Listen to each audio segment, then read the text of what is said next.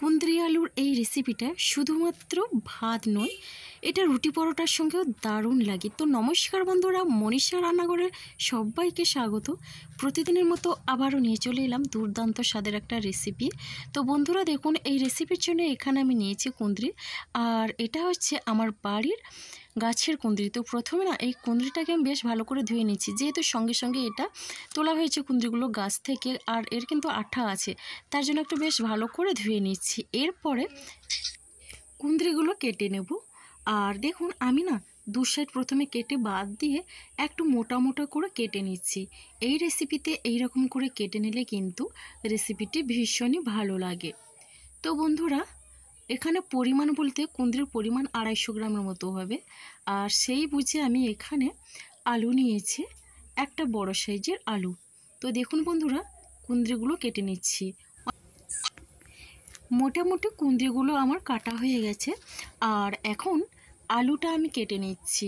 তো দেখুন বন্ধুরা, একটা বড় সাইজের আলু নিয়েছি, আর আলুটাকে আমি এইভাবে চৌকো চৌকো করে কেটে নিচ্ছি।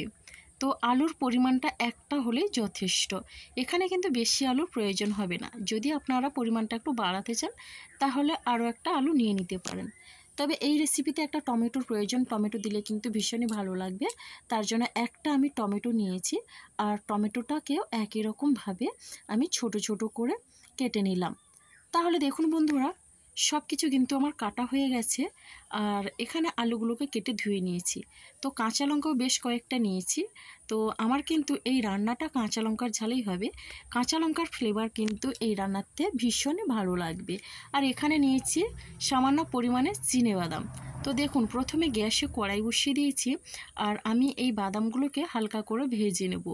শুকনো খোলায় কিন্তু বাদামগুলোকে ভেজে নিতে হবে। এই সময় কিন্তু গ্যাসের ফ্লেমটা মিডিয়াম টু লো ফ্লেমে রাখতে হবে, তাহলে হাই ফ্লেম করলে কিন্তু বাদামটা ঠিকঠাক ভাজা হবে না, উপর থেকে পুড়ে যাবে, ভেতরে কাঁচা থেকে যাবে।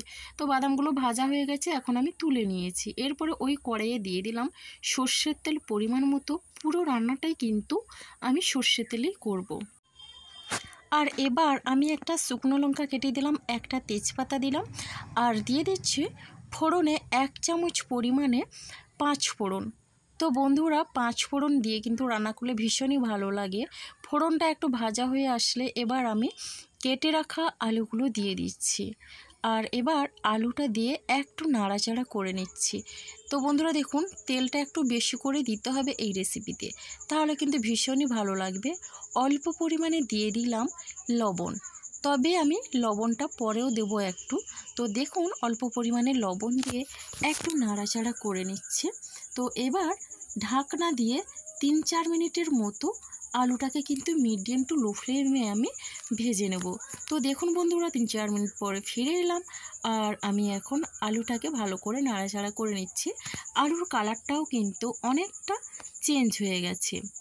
তো এরপরে আমি এখানে দিয়ে দিচ্ছি কাঁচা লঙ্কা চেরা। তো বন্ধুরা, কাঁচা লঙ্কা চেরাগুলো দিয়ে এখন আমি আবারও আলুটার সঙ্গে লঙ্কাগুলোকে নাড়াচাড়া করে নিচ্ছি। তো এবার আমি এখানে দিয়ে দিচ্ছি কেটে রাখা কুন্দ্রিগুলো।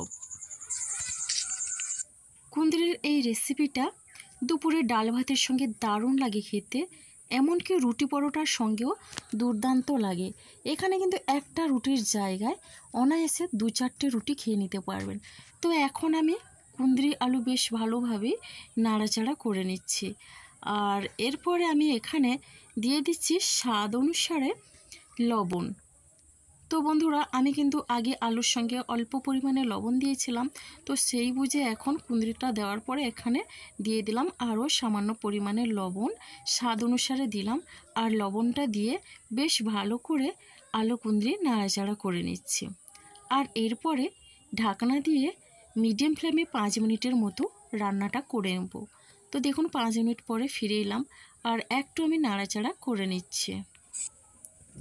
আর এখন এখানে আমি দিয়ে দিচ্ছি পরিমাণ মতো হলুদের গুঁড়ো। তো বন্ধুরা দেখলেন, পরিমাণ মতো হলুদের গুঁড়ো দিলাম, আর দিলাম লাল লঙ্কার গুঁড়ো, অল্প পরিমাণে লাল লঙ্কার গুঁড়ো দিলাম। একটু ঝাল ঝাল হলে কিন্তু বেশ ভালো লাগে। তো বন্ধুরা, লঙ্কার গুঁড়ো দিয়ে এরপরে আমি দিয়ে দিলাম 1/2 চামচ পরিমাণে জিরের গুঁড়ো। তো এখানে কিন্তু আমি খুব একটা বেশি মশলা দিচ্ছি না, অল্প মশলায় আমি রান্নাটা করছি। আর এখন মশলাগুলো দিয়ে বেশ ভালো করে নেড়ে চেড়ে নিচ্ছি। তবে এখানে কিন্তু গ্যাসের ফ্লেমটা এই মুহূর্তে একেবারে লোতে রাখতে হবে, তা না হলে কিন্তু মশলাগুলো পুড়ে যাবে। এরপরে আমি টমেটো কুচি দিয়ে দিলাম, আর টমেটো কুচি দিয়ে ঢাকনা দিয়ে আরও 4-5 মিনিটের মতো রান্নাটা করে নেব। তো বন্ধুরা দেখুন, এখন আমি বেশ ভালো করে নেড়ে চেড়ে নিচ্ছি। টমেটোটা কিন্তু অনেকটা নরম হয়ে গেছে। তো এইভাবে আরও 2 মিনিটের মতো আমি নাড়াচাড়া করে নেব। তো বন্ধুরা দেখুন, আলুটা সেদ্ধ হয়ে গেছে আর কুঁদরিও সেদ্ধ হয়ে গেছে। বেশ ভালোভাবে কিন্তু আলু কুঁদরি সেদ্ধ হয়ে গেছে।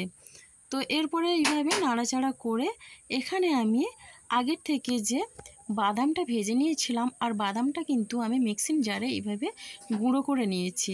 তো শুকনোভাবে গুঁড়ো করে নিয়েছি, আর আমি বাদামটা দিয়ে এখন বেশ ভালো করে নেড়ে চেড়ে ভেজে নেব।